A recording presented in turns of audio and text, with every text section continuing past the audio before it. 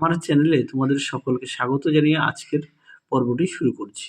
আজকে তোমাদের সঙ্গে আলোচনা করব তোমরা যারা নবম শ্রেণীর প্রথম পর্যায়ক্রমিক মূল্যায়ন পরীক্ষা দেবে 2026 সালে তোমাদের জন্য রায় ও মার্টিন প্রশ্নবিচিত্র থেকে আজকে সমাধান করব নবম শ্রেণীর বাংলা বিষয় মডেল নম্বর 7 অর্থাৎ 7 নম্বর স্কুলে যে সমস্ত ছোট ও বড় প্রশ্নগুলি আছে তার সমস্ত প্রশ্নের উত্তর সমাধান করে দেখাবো। চলো দেরি না করে মূল বিষয়ে যাওয়া যাক। প্রথমে দেখো এক দাগের প্রশ্ন উত্তরটা হবে অপশন গ। আমি প্রশ্নটা আর বলছি না, তাহলে কি ভিডিওটা একটু বড় হবে। 2 দাগে দেখো প্রশ্ন উত্তরটা হবে অপশন ক ইলিয়াস। 3 দাগে দেখো প্রশ্ন উত্তরটি হবে অপশন খ।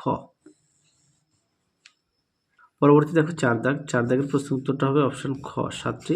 5 দাগের প্রশ্ন উত্তরটা হবে অপশন গ। 6 দাগ। 6 দাগের প্রশ্ন উত্তরটা হবে অপশন গ। 7 দাগের প্রশ্ন উত্তরটা হবে অপশন গ। পরবর্তী দেখো 8 দাগ। প্রশ্ন উত্তরটা হবে অপশন গ। পরবর্তী দেখো অষ্ট গজরাজ বলতে কি বোঝে? দেখো উত্তরটি এখান থেকে এই অবধি লিখবে, এখান থেকে এই অবধি উত্তরটা লিখবে। পরবর্তী প্রশ্ন দেখো 2 দাগের প্রশ্ন উত্তরটা দেখো, উত্তরটা দেখাই।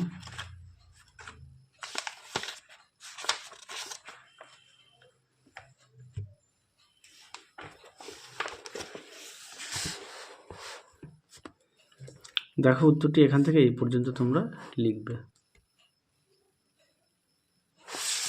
পরবর্তী দেখো 2-3 প্রশ্নের উত্তরটি দেখো।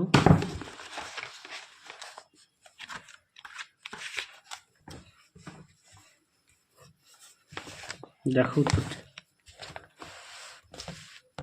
এখান থেকে এই পর্যন্ত লিখবে। এই প্রশ্নটা অনেক মডেল সেটে দেওয়া আছে, অবশ্যই ভালো করে পড়বে।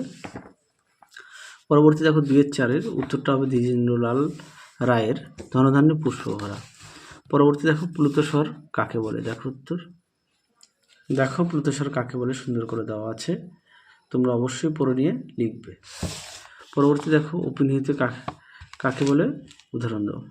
দেখো প্রশ্ন উত্তর।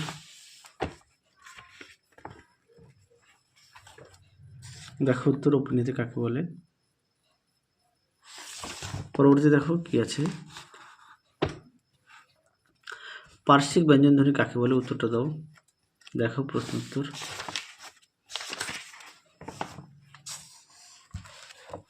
দেখো এখান থেকে এই অবধি লিখবে।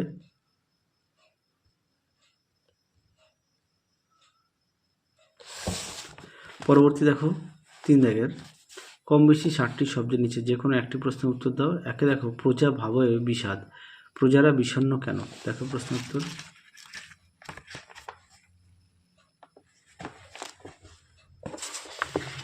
দেখো প্রশ্ন উত্তরটি। তোমাদের এই প্রশ্নটা অনেক মডেল সেটে দেওয়া আছে, অবশ্যই ভালো করে পড়বে। পরবর্তী দেখো 3-2 প্রশ্নটা দেখো, উত্তরটা দেখাই।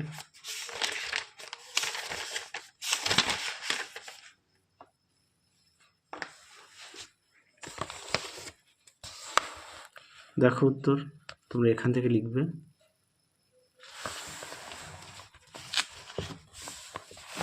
দেখো উত্তরের বাকি অংশটুকু এই পর্যন্ত লিখবে। পরবর্তী দেখো 4 দাগ। 4-এর 1 দাগের প্রশ্নটা দেখো।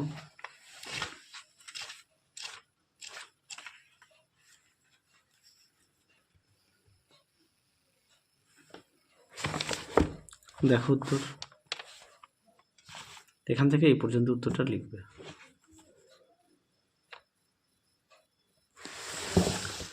পরবর্তী দেখো 4-এর 2 দাগের প্রশ্নটা দেখো, উত্তরটা দেখাই।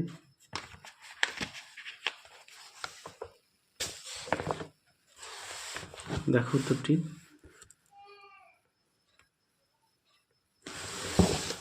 পরবর্তী দেখো 5-এর 1 দাগ। 5-এর 1 দাগের প্রশ্নটা দেখো, তবে উত্তরটা দেখাই।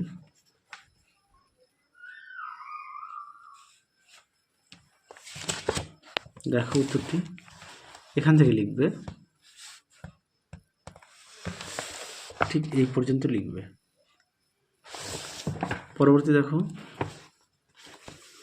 5-এর 2 দাগের প্রশ্নটা দেখো। আমি প্রশ্নটা বলছি না, তাহলে কি ভিডিওটা একটু বড় হবে, তোমাদের দেখতে অসুবিধা হবে, সেই কারণে প্রশ্নটা বলছি না। দেখো উত্তরটা।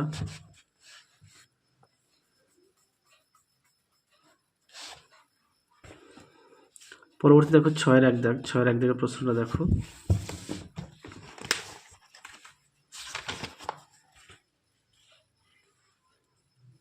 দেখো প্রশ্নটি 11 দাগ বলেছে দেখতে।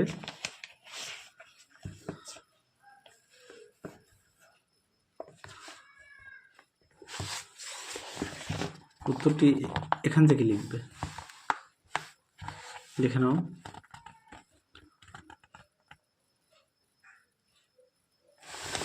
পরবর্তী দেখো কি আছে, 6-এর 2 দাগের প্রশ্নটা দেখো। ধনী অবস্থায় ইলিয়াসের সংসারের সুখ ছিল না কেন? দেখো প্রশ্ন উত্তর।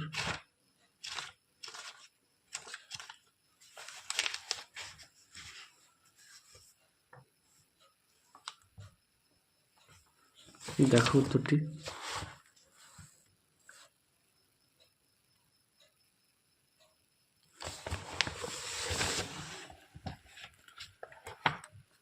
পরবর্তী দেখো কি আছে,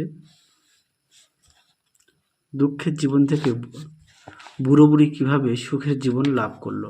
দেখো প্রশ্ন উত্তর।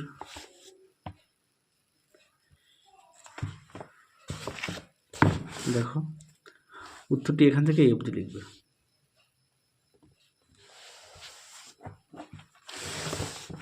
পরবর্তী দেখো 7-এর এক দাগ, 7-এর এক দাগের প্রশ্নটা দেখো।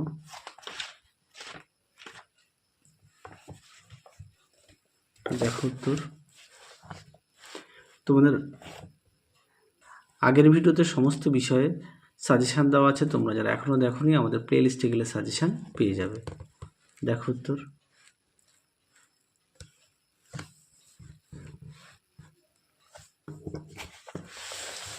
এই পর্যন্ত লিখবে। পরবর্তী দেখো 7-এর 2 প্রশ্নটা দেখো, আমি তোমাদের উত্তরটা দেখাই।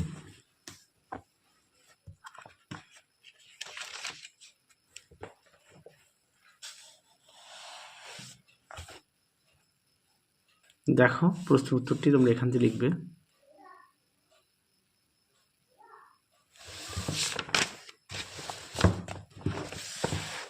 বইটা মোটা তো দেখাতে অসুবিধা হচ্ছে, দেখো এই পর্যন্ত লিখবে। পরবর্তী দেখো কি আছে, এই প্রশ্নটা দেখো 8-এর 1।